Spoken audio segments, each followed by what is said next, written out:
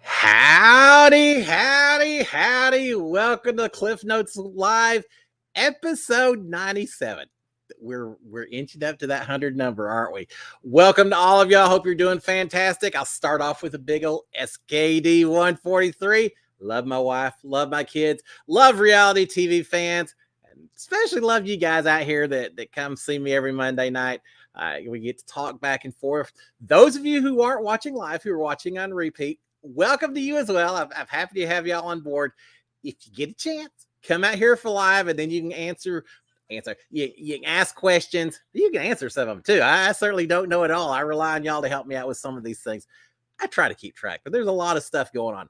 So yeah, welcome to all of you. If you haven't done so already, please go out there, subscribe to my channel, turn on notifications. You can give the little thumbs up, my favorite gesture, thumbs up. You can give that as well. I certainly do appreciate it. I'm doing Survivor. Big Brother's over. Yeah, I hate.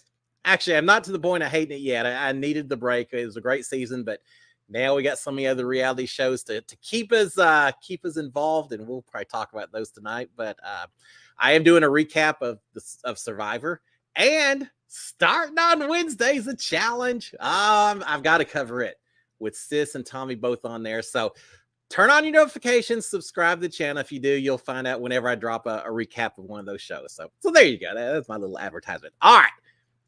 I want to go out there and see who's all out there on this. I'm down here in Texas. We only get a couple of weeks of fall. It's either freezing cold down here or 120 degrees in the shade. We got a couple of weeks right now where it's right in between. It's so nice. So wherever you may be, thank you for coming indoors, getting out of this wonderful weather out there. I may be a little worse in your part of the neck of the woods. Ma, howdy, how are you doing? Russell Brothers Garage. Welcome aboard, Russell Brothers. Brian Hostetler as well. Cindy Hire. Thanks, guys, for everything y'all do as well. Terry Thomas.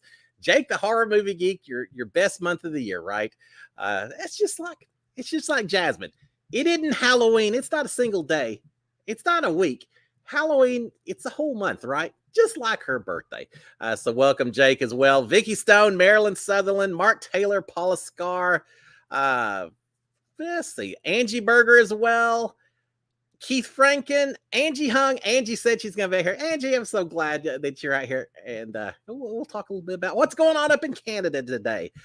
Michelle Moore and LJ Price. Howdy, LJ. How are you? And Jenny Gazafi. I hope I pronounced that correctly. Lori H. Andy W. And Maureen Carroll. All right, we're going to call it there. If I missed any names, sorry about that. It certainly wasn't intentional. All right. So as I mentioned a little bit, Angie's out here because she didn't have her exercise class going on, because a big old shout out to the Canadians in the viewing audience. Happy Thanksgiving to you. I was going to say happy Canadian Thanksgiving, but for y'all, it's just Thanksgiving, right? Happy Thanksgiving to y'all. Big old thing of turkey, a little CFL football, I'm guessing. And Black Tuesday tomorrow. Doesn't it say something about our culture that as much as football and turkey and family for Thanksgiving, when I think of Thanksgiving now, I think of Black Friday and sales and getting ready for Christmas. I don't know if that's a great thing. That's one of the first things that comes to my mind. But happy Black Tuesday to y'all guys up there. Maybe I need to go online and see what kind of specials I can get from up in Canada. But no, congratulations. Happy Thanksgiving. I hope y'all had. Now, I saw things saying that up in Canada, and Angie and Ryan, so y'all can confirm this for me. It's that you may not necessarily celebrate on a Monday. You can celebrate anywhere throughout the weekend, or maybe heck, I'm a turkey kind of guy. I feed me turkey all weekend long. Again, just like Jasmine's birthday. Doesn't have to be a single day. Spread it out over the whole weekend. So happy Thanksgiving to all of y'all. Now, it's not just Thanksgiving down here in the States. I couldn't figure out why so many things were closed today until it finally dawned on me that it is, I guess it's a little everything. Happy Columbus Day to you. Happy Native American Day to you. Happy Indigenous Peoples Day to you. I've heard all of them mentioned. I think it's okay that we celebrate all of them, right? We can celebrate the fact that this continent was discovered while also celebrating the people that were here before that. So I don't think you have to pick one or the other. So happy Columbus Day, happy Indigenous Peoples Day. And I didn't get off work. I guess schools and a few others did. And if you work at the post office, obviously you got today off, as I found out a little while ago. So happy everything you're celebrating today. Now, I had a few. We're going to talk reality TV, even though Big Brother's over. We got to talk about that, right? But before we do that, I saw a couple of mentions about Giant. So I just wanted to say, on this day in 1956, the premiere of one of my favorite movies, maybe not, but one I enjoy watching, Giant. Giant starring Elizabeth Taylor, Rock Hudson, James Dean. Very last movie that James Dean was ever in. The very last day of filming, they gave him, or he had delivered on set, a Porsche Spider. He drove it a little too fast, a little too hard. Week later, died in a car accident. I hate to say that. I would have been curious to see what he did. All right, Vicky's saying, I just watched the Giant movie yesterday. Love that movie. What timing, right? Paula Scar saying, is that the house from the movie Giant? Yes. Now, what some of y'all may not realize, because this is in the background of the Giant, although this is Marfa, Texas, where Giant was filmed. Trust me, it is out in the middle of absolute nowhere. But in my little YouTube reminder and on my Instagram post as well, I had a little shot of me sitting in a car in front of the house from the movie Giant. And so, yeah, it is a house from Giant. I don't think it's still there anymore. It's just a skeleton at this point in time out in Marfa. But now, for those of you who haven't seen it, it's on all the top 100 movies you need to see and all that. So check it out. It is from the 50s. It's a little bit long, but it's all about a rancher from Texas who goes back to the East, Maryland, finds a wife, a bride, Elizabeth Taylor, goes back out, owns a ranch on 900 square miles. Just this huge ranch. He's the big wig in the area until James Dean comes along and drills for oil and discovers oil, and suddenly he's the big deal on the block. It's all about ranchers versus oil men and who's running Texas politics and everything else. Coming from the oil industry, it just kind of, it's kind of historical looking at the way some of our industries developed here in Texas. So I know most of you are like, get on with it, Cliff. But yeah, so Giant premiered in 1956. What was that, 44, 66 years ago? Man, the hell time flies. I didn't see the premiere. I wasn't quite around just yet, but I love it. Every time it's on TV, I watch it as well. So there you go. That little trivia from my past. Premiere of Giant in 1956. And as I said, it was filmed out in far west Texas. You can see the mountains there. Texas actually does have mountains. Not here in Houston where I live, but if you go way out there, we got some big mountains, the Davis Mountains and all that. And that's where it was filmed. And there are some big ranches out there. I used to work out there in the oil fields, and we would get in a truck and we would drive for 3 or 4 hours just to get to whatever oil platform we were working on, oil rig. There was at one point a town I worked in called Ira Ann, not Iran, Ira Ann, the 2 daughters of the guy who used to own the area. The nearest McDonald's was 3.5 hours drive away. There you go. That's how we measure distance in Texas. How far is it to the nearest McDonald's, the nearest convenience store, things like that? Out in the middle of nowhere. Very desolate, which kind of cool at night. You're out there, what are that? Stars at night are big and bright, deep in the heart of Texas. Well, out in West Texas as well.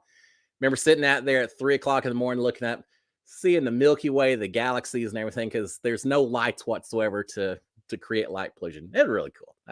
One of my favorite memories about working on the oil fields out there. All right, let's move on. Y'all watching any reality TV lately? Yeah, man, I certainly am. I don't stop just with Big Brother. Mark's saying, yeah, let's talk about the challenge. Does Sis or Tommy have a puncher's chance to win the challenge? What's the key to winning the big prize? You know what? I think the key to winning the big prize, don't die. That would be my motivation is, yeah, I'd love to win the $1 million, but I just don't want to die. So I'll do whatever it takes. Yeah. I don't know. Sis or Tommy are watching this, or they'll find out later. So if I say, nah, they don't stand a chance, then they're going to be mad at me. And I don't think that's the case. Moss saying, thinks Sis is going to make it to the halfway point and Tommy's an early boot. Well, here's the thing. First of all, I think there's spoilers out there, but I'm trying so hard to avoid them. So I don't even know how the rules work just yet. I'm going to cover it as I mentioned, but I don't even know how the rules work in that it's probably one of those that you don't go. It's called ride or dies, which kind of made me think if your ride or die dies, don't you go with them? Could it be? There's like 34 people, 17 teams. So it almost seems to me like you could send people out as duos, at least to start the season.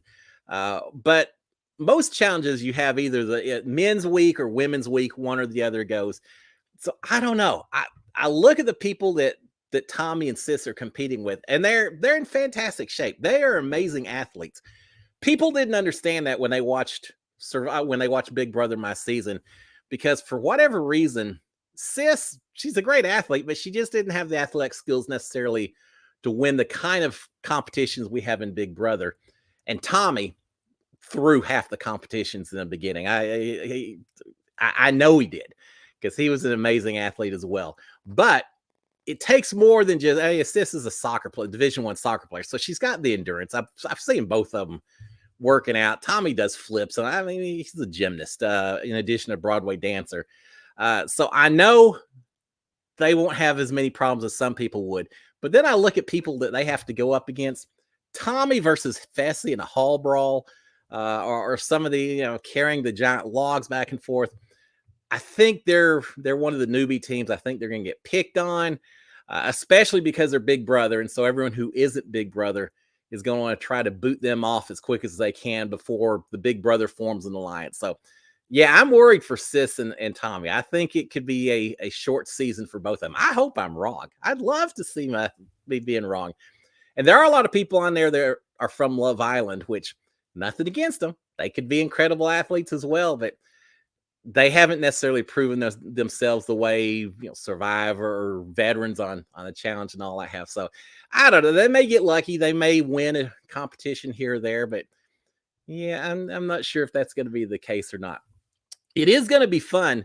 Hearts of Reality is in Orlando in December. I've talked about that on here. I'm going. It might be my second year. I'm so excited for it. But Tommy's going to be there, and David Alexander is going to be there. Well, David was on the challenge, the CBS version. This challenge is on MTV. David was on the one that was on CBS. I'm really curious to see the two of them. I hope I can kind of eavesdrop while the two of them start comparing notes about their two different challenge experiences, because I really want to hear what the differences are in the way things worked and all of that. I don't know a lot of behind the scenes on the challenge, so I'm looking forward to that. It's gonna be a lot of fun. But yeah, I hope they do well. It's certainly gonna make it a lot more interesting for me to cover the season if they stay in the game for a while. But I don't know. I hope they surprise me. Well, we'll just leave it at that, right? All right, what else do we have on here? We've got Mark Taylor said, can your Astros beat my Yankees without cheating? Well, Mark, I got an answer back to you. Can the Yankees beat my Astros without cheating? Yeah, I think 2017, the Astros just did a little bit better job of it than a lot of other teams who've stealing signs. That's been happening. I did that in Little League. We've been trying that forever and ever. But yeah, 5 years ago, Astros still on top, and no evidence of any of that going on now. So yeah, I think the Yankees better be concerned about the Astros. I gotta say, I'm a huge college sports fan. I'll cheer for my Aggies, win or lose, in all sports and everything else. Pro sports like the Astros and all that, a little more of a bandwagon fan. There's just too much going on, especially because the Astros are playing at the same time as Big Brother's on. So I tend not to pay as much attention to baseball until you get to the All-Star break or so. And then I start watching a little bit more, and the Stros are looking pretty good. So yeah, I'll be watching a little bit of that over the next week or two. Yeah, next few weeks I figure we'll be competing for several weeks going forward. But if not, yeah, you can come back. I'll eat crow. It wouldn't be the first time. All right, Lori H is saying, howdy, class. Cliff, class of 88. Woo! Howdy, Lori, yourself. And Terry Thomas, also class of 88. Well, howdy to both of y'all. Class of 87. So our College Station lives crossed over quite a bit. And for those of you who didn't go to A&M, that's the way we always identify. It's usually a howdy. It's usually a class of. And yeah, it's kind of rough. I say class of 87 a lot of times, and people look at me like, God, that's like in the medieval ages or something. That was a long time ago. Yeah, it was, but schools changed a lot. So howdy to both of y'all. Thank you for watching. Thank you for coming on board. That's cool. Oh, and I just lost my train of thought on here. Yeah, welcome to both of y'all. That's cool. I went to a Survivor watch party. I met a bunch of Aggies on Wednesday. That was so much fun. I knew the Aggie Land would be supporting me while I was on the show, but yeah, it's pretty cool. I was just talking to a lot of Aggies about what it was like in that house, and the fact that I had more Aggie gear than I had suitcase space worth to carry it in. It seemed like, because I always had something on. I bet people who aren't Aggies absolutely hated it, but I had fun doing it. So thank y'all. I appreciate it. All right, let's see what else we've got here. Ma saying there's a certain amount of strategy as well as physicality in the Big Brother comps. That's why they didn't win that much. Oh yeah, absolutely. It's hey, at the beginning, Tommy. Remember Christy won HOH? Well, it's no coincidence that Tommy was up on hanging on to the log. It's called Color Wars. We were hanging on to vertical logs and all that.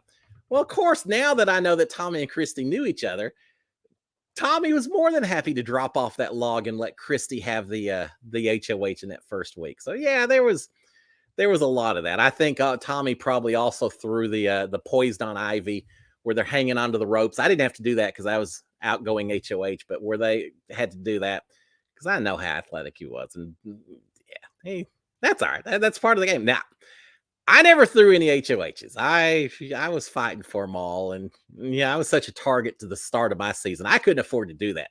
Other people who thought they could fly under the radar, well, for them, it's a little bit different game. For me, I knew if I didn't win, I was going to be targeted. And sure enough, week one, I was put up on the block. So I couldn't afford to throw comps the way Tommy did. But that a lot of people don't understand when it came down to that very end where Nicole and I had to choose between sending Tommy home or sending Holly home.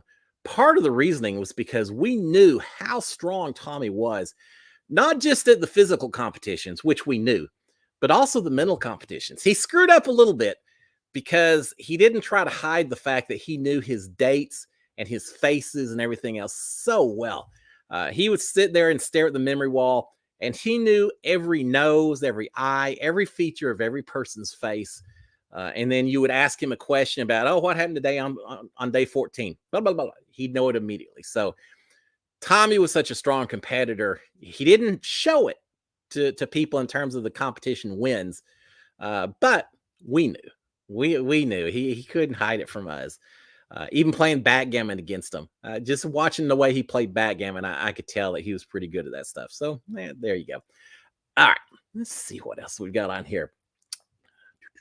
All right, we've got Vicky Stone. Do you like the movie It? The first one's the best in my humble opinion. All right, that's a good question. I'm all ears for talking Halloween movies and scary movies and all that. I watched the first It. That had Tim Curry in it as the clown, didn't it? Creepy.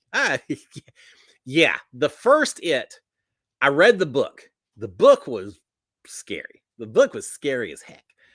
Normally, Stephen King, I think all of his books, except maybe like Salem's Lot, most of them, I've read the book first, then watched the movie. The book was incredibly scary. The first It movie, I thought was scary. I didn't necessarily like the ending because it wasn't the same as the book, and we won't get into detail, but I wasn't a huge fan of the ending of it, but I liked it. Now, if you're asking about the last two It's, because there was an It that was a TV miniseries, maybe, and then you've got the two It movies. I haven't seen either one of those. And part of it's because my wife is scared to watch it, and I don't want to watch it alone. So I guess I'm a little scared of it too. Yeah, I've seen the little clips of it with Georgie and the boat floating into the ditch. Yeah, it is. Stephen King. I don't know. Yeah, it's just scary. No, I have not seen It 2, and I actually haven't seen the first It of the last two movies that came out. Just watching the trailers, it's kind of scary. I'll tell you, the movie that scares me right now, the one that I am probably the least wanting to watch, and it isn't even a monster kind of movie, but it's what's the name of it now? Fall? Is it Fall? I think Falling. Look it up for me. Let's tell y'all if you can find it. It's about two women who climb up a 2,500-foot antenna tower. They get up to the top, and then the ladder, not to spoil too much, you see it all from the trailer. So the ladder breaks. So they're trapped up at the top of 2,500s up in the middle of nowhere. No way to get down. The wind blowing. The wind just blowing his pole back and forth. They're hanging on. I don't like heights. I'm not a huge fan of heights at all. And so the idea of doing something like that scares the bejesus out of me. I watched the trailer. We went and saw the Top Gun Maverick sequel, and that was a prequel or trailer before the movie started. I almost couldn't enjoy Tom Cruise and Top Gun because I was so focused on that dang movie trailer I saw before with them up in that tower. It was yeah, it's thank you, Cindy. It's called Fall. Just go ahead and watch the trailer and see if it doesn't give you the cringes. I think I'm, for the most part, a pretty brave guy, and I'm willing to face my fears, even the ones that I have fears of. Yeah, I've slept under bulletproof blankets. I've had all kinds of very scary situations working in the oil field and things like that. But there's two things I don't like. I don't like cold temperatures, and I don't like heights. And cold temperatures, I just try to avoid them. Put me on Naked or Afraid and everything, or something like that. If it's cold, I'd be miserable. Put me up there with 10 million insects. Yeah, I'll be all right with that. But I don't like the cold. Heights, the way I want to fight that is go skydiving one of these days. You might as well just face your fears right in the middle of it. But I got to say, I'd be screaming and hollering all the way down. I just don't like high things, which is okay. Big Brother wise, it's not like they had us on any high buildings. Now, Jessica, on that wall, you would have thought she was on a 20-story fall building the way she fell off that, right? I had no clue that was such a meme until we got out of the house. She fell. That was hilarious. I don't know how many times I've watched that since then, but it wasn't that high. And the padding was real. It wasn't Jasmine padding. We had 6 feet worth of padding we fell into. Jasmine, when she sprained her ankle, she must have had just a couple of inches for that to happen. But yeah, no, that didn't bother me, but put me up on the corner of a high building or something. Yeah, that phases me just a little bit. All right, Angie saying, fall sounds like the wall comp. Yeah, except when you fall to your death. I put it this way. Yeah, if you fall to your death, I may have held on to that wall just a little bit longer. Not a whole lot longer, because I was holding up a little bit more mass than the other people on the wall during my season. But I could have held on a little bit longer. Now, can you picture a type of Big Brother where it's a little bit more like the Hunger Games and there's a little more impact than normal? Kind of a tangent, but my mom sent me a list of the top 10 Jeff Probst quotes, or 10 Jeff Probst quotes that summarize his feelings, his opinions on Survivor. And one of them was a little clip of him telling everyone, saying, all right, the winner's is gonna win the reward of food and fishing gear, and the losers are gonna be taken around the corner and executed. And everyone looks at him like they don't really know whether to take him seriously or not. Yeah, I like Jeff Probst. It's interesting because Julie Chen, she doesn't really interact with us. She's just there to do the interviews. She's a hello house guest, but she doesn't question and answer us too much in front of tribal council and things like that. Whereas Jeff Probst is there, he's commenting on the competitions. He's making fun of the people or challenging the ones who are way behind. So I can't, you've fallen behind because you can't do a puzzle and all that. Sometimes he just has this deadpan humor that's a lot of fun to watch. And that was one of the instances. I don't know why I thought of that. But yeah, it's, the wall wasn't that high. For those of you who don't know, because I've had people ask this before, and I don't know if I've ever talked about it before. How do you get on the wall? How do y'all get up there? It's very basic. As soon as they cut away to a commercial, we go into the backyard. There's people standing around with ladders. You go over, get on a ladder, you go up, get on your ledge, and then they pull the ladders away, get us all set before they come back from a commercial. So then you come back from the commercial, and there we are thinking, now what am I going to do? I almost fell off that ledge before they even got back from commercial, before the competition actually started. Because as you can imagine, I go up the ladder, but now I'm facing into the wall and I have to turn around, and I just slipped a little bit. And I kind of grabbed the plank and just barely held on and was able to stay up there. I don't know what they would have done. Surely I wouldn't have had to already be disqualified if the comp hadn't even started. Hopefully they will let me back up. Didn't matter because I held on. It is so fun that I got to do that wall comp, even though I didn't win, just to be able to say that I did the wall competition and that I didn't finish last. That was one of my goals. There's some competitions where I went in saying, I'm going to do everything I can to win. There's other competitions where I said, I'm probably not going to win this one. I just want to do myself proud. I want to give it everything I've got and maybe don't come in last place. Slip and slide was like that. The wall comp was certainly like that. Hanging on to the ropes was a little bit like that as well. So yeah, you win some, you lose some. All right. What else do we have on here? Mark saying, what does the winner of the challenge get? It varies a little bit, Mark, from season to season. A lot of times it'll be $1 million, but it's split up between the top finishing man, the top finishing woman. So $500,000 each. I feel like there's been some seasons where one person gets it all. One season in particular, I don't want to spoil too much, but one season in particular, someone had to decide whether they wanted to share it with their partner or keep it all to themselves. And they decided to keep it all to themselves. You're talking about a broken relationship once something like that happens, right? That's brutal. That is absolutely putting your game before everything else in the world. I can't imagine. What if it had come down to Big Brother and Nicole Anthony and I had gotten to the final two and Julie Chen had said, all right, special season, $500,000 to each of you, or whoever wins the final comp or whatever, you can choose to keep all of it. And the other person walks away with nothing.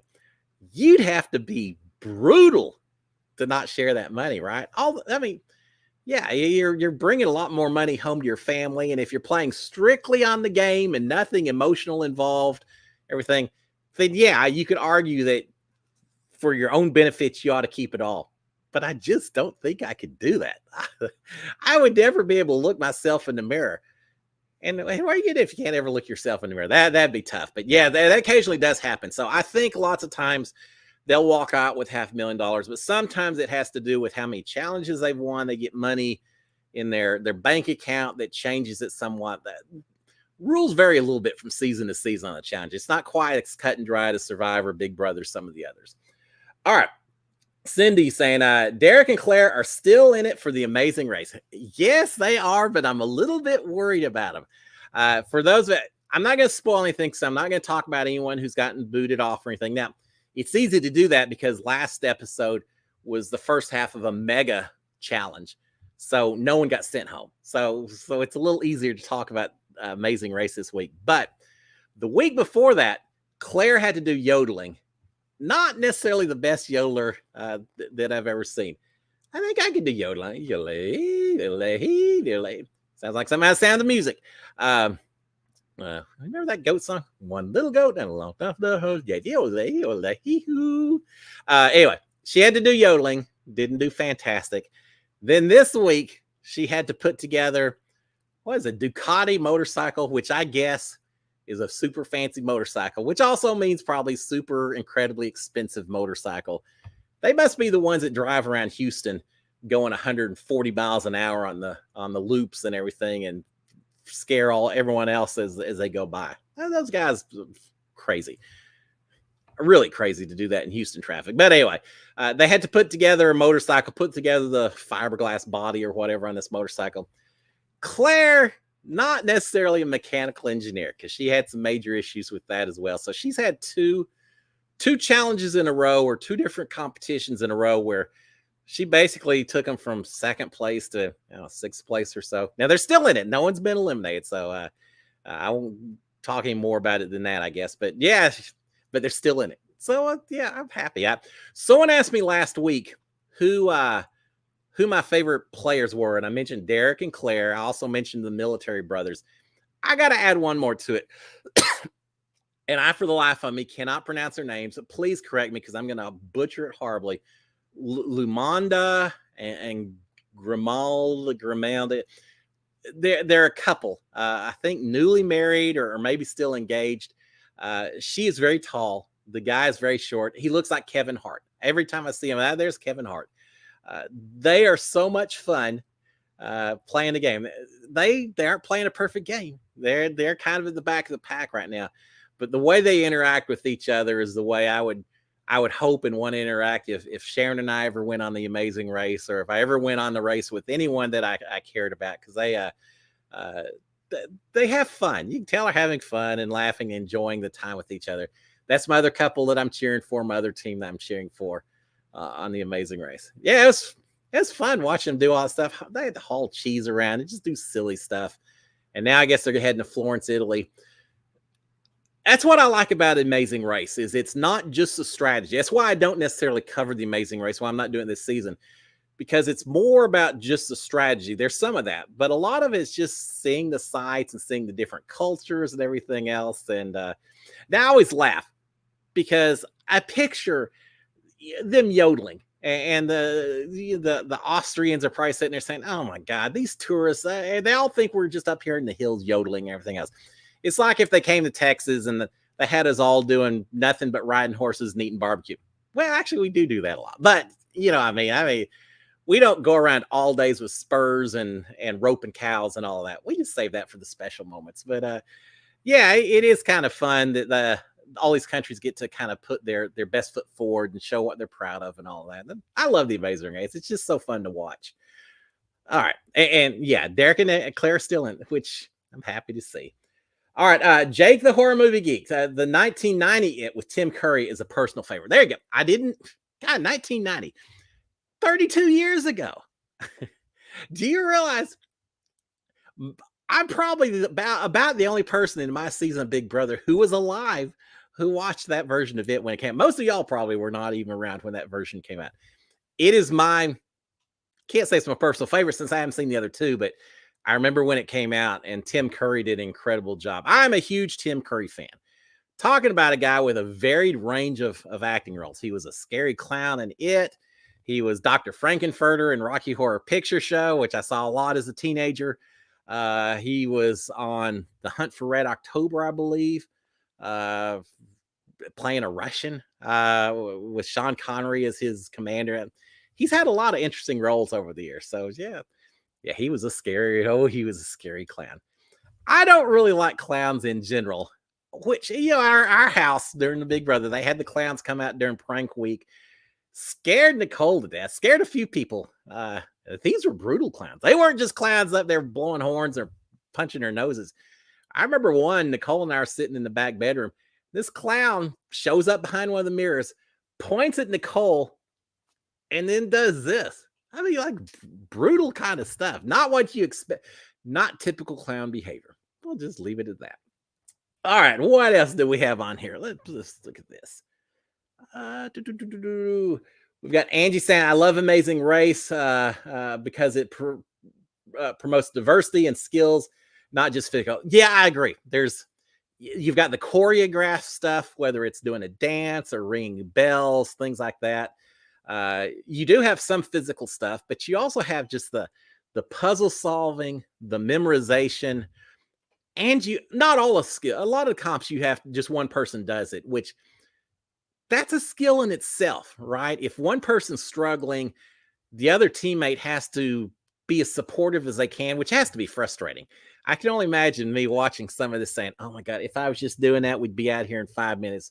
But you've got to cheer on and support your partner while they're doing it. So I think that's a skill all on its own, is staying optimistic in the face of adversity and all that. And then just the teamwork. Some of these challenges where you do have to operate as a team.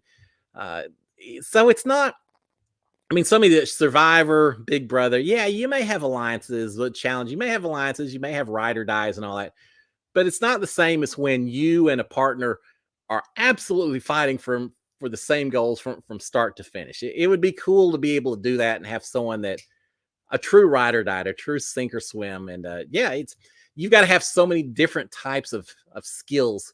I guess you've got to be okay at everything and good at one or two. I think the biggest skill on The Amazing Race is just not panicking. Who's read Hitchhiker's Guide to the Galaxy? I love the book. The movie, not my favorite, but I love the book. I love the BBC series as well. But what's the rule that when you open up Hitchhiker's Guide to the Galaxy, all it says is don't panic. I think it's the same way with Amazing Race. If you just keep your calm, keep your wits about you, you don't panic, you don't have to be great at this stuff.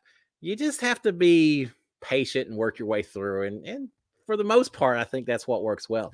It's when people panic, they start driving without knowing where they're going, running when they're supposed to be driving cars, things like that. Then it comes back and bites you. All right. Let's see. We've got, let me see what else we got. Angie saying, off to the UK, Germany. I said, Angie, you go me so many different places. I love following Angie on Instagram. She was in LA doing stuff with the Spice Girl. Where'd you go? Montreal as well. Angie's their own little travel adventure, all to her own. I'd love to do that again. Somewhere down the road. I'm gonna retire. Sharon and I. We just may get in an RV and we'll just travel everywhere. That'd be pretty cool. Mark Taylor saying, "Did you watch season 1 of the Squid Games? Will you watch season 2?" Well, yes, I definitely watched season 1, and yeah, I'll watch season 2. Although I feel like that's the kind of show where they've kind of already done it. I mean, how do you build upon that? There were some things left unanswered at the end of the first season. So from just a mystery standpoint, it's going to be interesting to see a little bit more about everything that took kind of creepy stuff. So it's going to be kind of interesting to see some of how that works out. But in terms of the part that everyone talks about, the Squid Games, you play the game, and if you don't do well, you're executed or whatever. I guess they'll have new games that we hadn't even thought of. Think about it. You could have some fun games that have to do with childhood games. A big game of Red Rover, right? Or a teeter totter. Or what about do y'all remember the merry-go-rounds, the carousels? Not like you ride in the theme parks that have all the horses and everything. I'm talking about little ones in the playgrounds that you would grab hold of the bars and you'd run around and you'd spin it as quick as you could. And then you'd hop on and see how long you could spin without getting sick. That would make for a heck of a Squid Game. Or swings. Who hadn't gone on a swing and thought, what if I went all the way up and around and did a loop on the swing set? What if they have a Squid Game for whoever can't make a loop or whoever can't get to a certain height fastest, they're done or something. I don't know. There's some deviant people probably coming up with the plot lines for season 2 of Squid Game. So yeah, I'll watch it. It's there's so much to watch. On my list right now, because Squid Games is on Netflix, right? I'm pretty sure it is. My go-to right now on Netflix, I haven't started yet. I wanted to this weekend. I just got caught up in college football. I want to watch The Mole. I love the original Mole with Anderson Cooper as the host. It was on CBS. I just love the premise that there's one person trying to screw over everyone else who's trying to win all these competitions and everything. So now it's on Netflix. I'm trying so hard to avoid spoilers on that. I don't want anyone else suggesting who's the mole or anything until I get a chance to watch it myself. But yeah, I'm gonna watch The Mole, and yeah, when Netflix comes out with Squid Games 2, I'll watch it. Did y'all know there's a reality show on the Squid Games? Yeah, well, you win a whole lot of money. I think the punishment isn't quite like the movie version, but yeah, that's gonna be fun to watch as well. All right. My mom. Hey, Mom. Howdy. Saying, be sure you can drive a stick shift on Amazing Race. How? Now, I know that there's not a lot of cars with stick shift nowadays, right? I know a lot of y'all who probably haven't been driving for a long time may not think that you've got a lot of comfort factor driving a stick shift. Fair enough. If you've never done it before, it can be a little bit intimidating.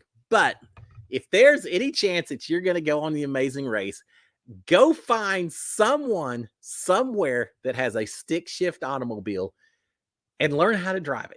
Because you're going to have to drive. The last episode, for those of you who don't know, they're all having to drive. I can't remember what. I think they were in Austria at the time? I don't remember. But anyway, they all were stacked up because half of them had no clue how to drive a stick shift. They kept stalling out. They couldn't do the clutch right and everything. Yeah, learn how to do a stick shift. A little background story for you. When I was 16, when I took my driver's license test, guess what I took my driver's license test in? A Volkswagen minivan. Yeah. A minivan that had been painted lime green. And I'm not talking avocado green. I'm talking lime green, like the most neon possible green color you could ever imagine. Yeah, we were a hit when my parents took us to school. Uh, and my mom's out here, so she'll back it up. A lime green minivan with the stick shift. Yeah, that was one of our vehicles as a kid growing up, and that's what I took my driver's test in. I think I took the driver's. I drove it around a lot. So yeah, I definitely learned how to drive a stick shift when I was very young. Now, the toughest task I've ever had, I rented a car while I was in the UK. I was in Aberdeen in Scotland, and I rented a car and never even thought, because I just said, "Hey, give me the cheapest car because I'm gonna drive it around for the weekend, see castles, do whiskey tours, things like that." So I get my car. I go get in the car. It's like, damn, this is a stick shift. And it's not just a stick shift. I'm sitting on the right hand side of the car. The steering wheel's over on that side of the car. So I'm having to shift left handed. That took a little getting used to. Spent half that weekend afraid I was going to have a head on with someone because I wasn't able to keep everything lined up. But eventually I figured out how to drive a stick from the right hand side of the car as well. So yeah, I think I'd do okay on the Amazing Race if I was in there. I'd be the person at the very back of all those cars. Talk about don't panic, be patient, and all that. I'd be the one laying on the horn saying, "Come on, you guys! If you can't drive the stick, get out of the way. I'm gonna push you out of the way because I'm gonna drive around you." There'd be a little level of frustration in that race, but yeah, learn to drive a stick if you haven't done so already. Kiki Sand says, "Love a stick shift. Keeps my attention to driving better and fun to interact with the car." There is something a little pleasing, a little satisfying of hair knows the engine revving up. You stick on that, you step on that clutch, and you shift into a new gear, and you just hear the low rumble, and it builds up again. You shift again. Yeah, I may have been in a 1967 VW, but I still felt like I was driving a race car when I was driving that stick shift. It felt like a Formula One racer. Max Verstappen. Here I am in a lime green minivan, but that's all right. You feel like it. You envision. Yeah, there's something very satisfying with it, and it does force you to pay a little bit more attention. It took a while because for those of you who don't know, when you drive a stick, there's an extra pedal down there. It's not just the brake and the gas, there's a clutch as well. And it took a while for me when I started driving a non-stick to not use my left foot and continually be trying to step on that clutch every once in a while. So yeah, do they even sell clutch stick shifts anymore? Probably in the fancy Bugatti sports cars and all that, and Porsches and all of it. Not the kind of cars I drive. Been a long time since the Ford F-150 pickup truck had a stick shift, I do believe. All right, Marianne saying, was there ever a time that you didn't trust Nicole or somebody you were aligned with completely? No, I don't think so. When it came to when I and Kat were on the block, I wasn't 100% sure which way Nicole was going to vote. But it's not that I didn't trust her. I knew that from a game point, there were other people that maybe were going to tell her different things about the best way to go forward. And they were. I mean, Kat and Jessica were spending a lot of time talking to Nicole saying why it was absolutely vital that she vote me out and save Kat instead. But I remember I told Nicole, I said, look, if you truly feel that that's better for your game and you vote me out, I'll be unhappy that I got voted out, but I will never hold it against you. I won't be mad about you. As long as you just absolutely think it's best for your game, then fine. You know, we have to play our game. I understand. I don't want it, but I understand. And so I told her that, and then eventually she said, you know, I know what hurts to do, but I also know what I need to do for my game, which was to save me, fortunately. So no, that's the closest. And it's not that I didn't trust her. I just knew that she was having to try to figure out what she wanted to do. Even when we were on the block against each other, I didn't really campaign against them. Maybe I should have. I guess I should have, because I got blindsided and almost went home if it wasn't for the battle back. But no, Nicole, I never really. I mean, we're pretty upfront with, you know, we'll play what we have to do and, you know, play the game and all that. But I trust her. I think she trusted me that good decision, bad decision, wrong decision, right decision. We were trying to help each other and watch out up until the very last spot in the game, and that makes me happy. I mean, I see Nicole at Hearts Reality or somewhere else, and we know that up until the very end, There's zero doubt. I would have taken her to final two, no matter what. That she was my ride or die, and I think she feels the same way about taking me. I can't imagine that she would have taken Holly or Mickey instead. So yeah, we were true allies to each other, and so we were good. Anyone else that I really felt aligned with? Mickey. We were aligned, but I never trusted Mickey. I like handling a snake. It's a weapon as long as you're facing it away from you, but that thing can spin on you at any moment. So that's what I felt with him. Kat, I wanted to work with Kat, but I knew that she had a lot of pans and a lot of fires. That she had a lot of folks that she was trying to work with. So yeah, I didn't necessarily. I like Kat. I still like Kat, but it wasn't 100% trust. Nicole is the only person in there that I trust 100%. Ovi, I trusted pretty much 100%. And now I watch, it's like, well, he was trying to make his own alliances. He didn't tell me he won the activity. So there's a few things that he obviously didn't quite trust me 100%, but it's all right. It's early in the game. If he'd stayed in the game, I would have trusted him same way I trusted Nicole. We would have been a fun 3. We would have gone a long way in that game. And if it come down to a final 3 of Ovi and Nicole and myself, and I had to pick between the two of them, that would have been horrible. That may just, I don't know what I would. That would have been tough. So yeah, it's nice. It's hard. It's a hard game to play without having anyone that you can trust in there. I think that's why you see duos so often in this game, because you just have to have someone to bounce some ideas with, someone to say, yeah, I know what you're saying, but that's probably not your best move, and someone that you can trust with that. And that was Nicole, and I think that I was that for her as well. All right. Mark saying, is CJ the go to the challenge? I don't know. There's so many of them. I mean, Johnny Bananas, he hadn't played for the last few seasons, but he certainly won his share. Wes, it's hard because unlike Big Brother, yeah, you may have the occasional person that comes back more than once. You may have, in Survivor, you occasionally get someone to come back, but with the challenge where they come back season after season after season, and they have so many people who have won multiple times in that house, and you have people that played 10, 15 years ago, and now they're still playing, so they play differently then than when they play now. Yeah, I think it's tough to call out a GOAT. I think there's probably 3 or 4 of them, but yeah, CJ, Devin, I don't know, Devin. I'm not going to throw Devin out there. He's too anti-Big Brother, although I don't think I hope he doesn't mean it, but Wes, CJ, Bananas, there's a few of them that I could throw out there as potential GOATs. There's some good ones. It's fun that you see the same people come back season after season, just because they carry vendettas from past seasons. You think you know their game plan. Sometimes you do. Sometimes they're trying to change it up. You just never know. There's still uncertainty even when they have the same people. You get to know them. It's a little bit like Big Brother, where you see someone so often that you feel like you know them just a little bit more than most TV shows. Yeah, Casey could be another one as well. I'm talking about the guys. That's where my mind tends to go to. But there's a few of them that have Casey, Tori. There's a few of them out there. And then you have people like Anissa, who it seems like she's been playing the challenge forever. She's never won, which makes me just cheer for her that much more. I'd love to go in the challenge and have them say, all right, Cliff, you get to pick a partner for this next round or whatever. Who are you picking? And there's a part of me that want to say, I'm picking Anissa. I want to run with Anissa, just because I feel like she's always in schoolyard picks and everything. She's always towards the end. No one wants to work with her.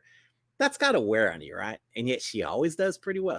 Has never won, but she always seems to last a lot longer than people that I would have expected to go longer. So I'd love to be on the show and just say, I want Anissa. No one expects anything from either one of us. We're going to win this thing. How cool would that be? That'd be kind of cool, right? All right. Vicky Stone saying, can you drive a standard with a stick on the column? I think so. I'm trying to think if I've ever tried that.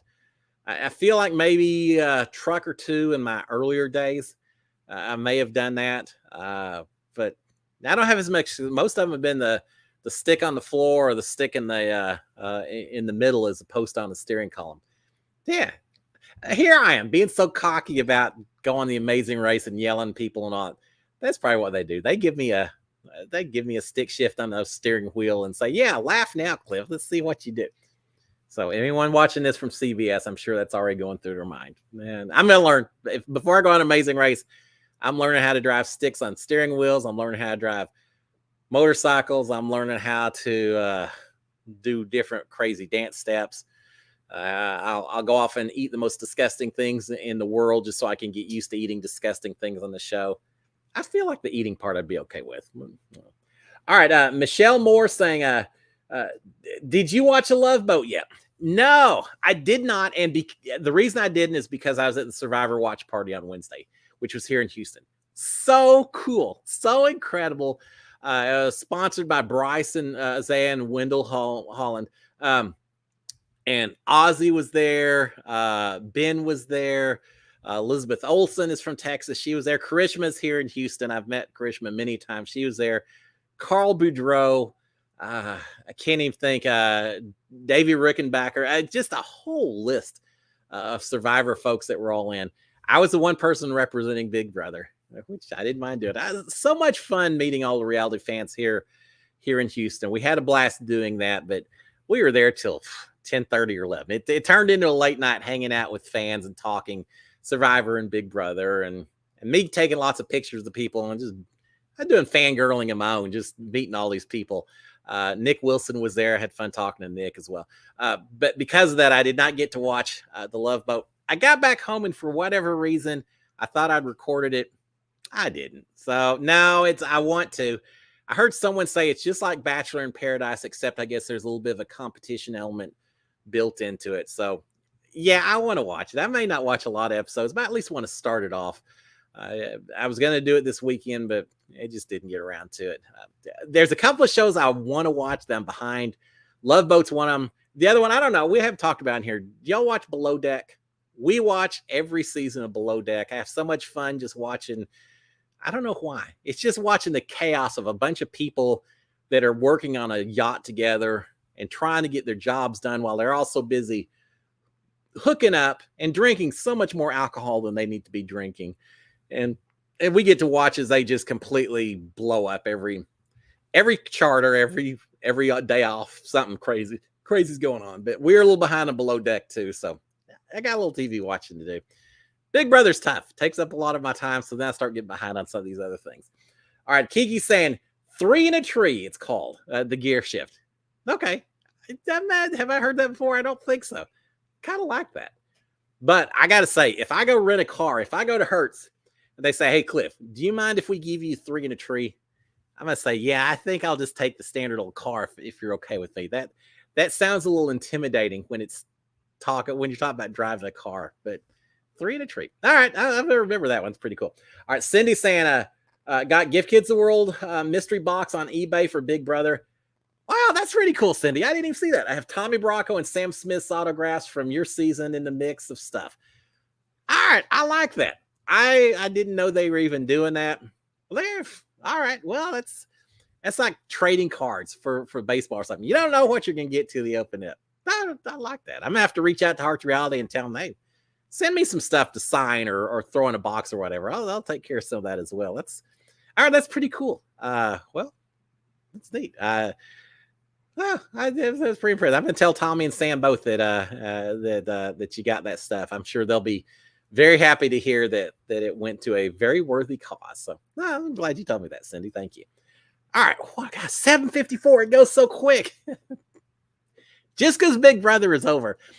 And I say it's over. Have y'all been watching? So much Jailer. I can't even do a search for Jailer because it just crowds my whole timeline on Twitter and all that. There are people that are not ready for Big Brother to be over. I think there's only 2 people still left in Todrick's house out in LA, and that's Taylor and Joseph. But apparently they're still out there. They're watching their episodes every night at 2:00 in the morning or something, and showing it on Instagram Live. And so everyone's watching the episode and all of that. And it's amazing. There's a lot of people that are still very invested in Taylor and Joseph and what happened this particular season.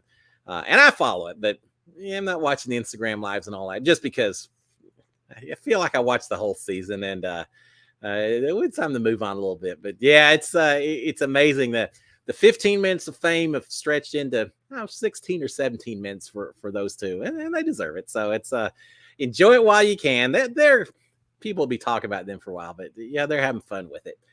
Cindy saying, watch the new Quantum Leap. Yes, I have. I love the old Quantum Leap with Scott Bakula. I'm all into science fiction. As a kid, that's why I'm an engineer. As a kid, I loved the whole idea of science fiction. I read all the Tom Swift Goes to the Moon and all of Jules Verne and Isaac Asimov. I was a huge science fiction fan. So anything that has to do with time displacement or anything, I'm all in. I watched Space 1999, The Time Tunnel, Land of the Lost. What are some of the others? The Lost in Space. I watched them all. So yeah, I absolutely loved the old Quantum Leap. I'm watching the new one. I'm not going to say it's better than the old one yet. It's a reboot. It's a little bit different. But yeah, I'm enjoying it. They had an episode, I guess was the last one, 2 ago, I guess. He leapt into the body of an astronaut up on the space shuttle. It was kind of interesting. It's hard thing about that show is how many different plot points can you come up with before you start running out of ideas? Obviously, so far they're doing pretty well, but yeah, it's been fun. I like it. All right, so Cindy saying Taylor, Joseph, and Monty are going to be on the Bold and Beautiful. I know it. When I heard that, my first thought was, is Bold and Beautiful still on? It seems like when I was younger, all the networks had soap operas, several soap operas each, and they've just slowly. Oh my God, my grandmother was the biggest watcher of Days of Our Lives. And I can still tell you all the names of people, Hope on Days of Our Lives, yeah, all the different people that were on there. And General Hospital, we watched as well. I guess Bold and Beautiful is about the only one left, right? During my season, Jessica went on Bold and Beautiful kind of to represent our cast. And she had a quick little, 30-second little bit or whatever. But yeah, I heard all 3 of them are going on the show. So that's cool. Can't say I'm going to go out and watch Bold and Beautiful just to watch them. But I'm sure there'll be about 50 different people who post the little clip of it on Twitter. So I'm sure I'll see it once it comes out. But I don't know, that's cool. Isn't it neat that people get a chance to do things other than just Big Brother when they get out of the house? So many people go in there saying, I want to be an influencer. I want to do this and that. And maybe for some people it works and everything. But I like the fact that everyone gets a chance to discover maybe some little niche of something they're doing. Yeah, look at me. Who would have thought that'd be doing this Monday night show or anything? It's just, I certainly didn't think of it. And yeah, I'm so grateful for the opportunity to do it. So yeah, they get to be on a soap opera. By the time they have kids are going to say, what's a soap opera? I have no idea what that is. Of course, they may be saying that about Big Brother, right?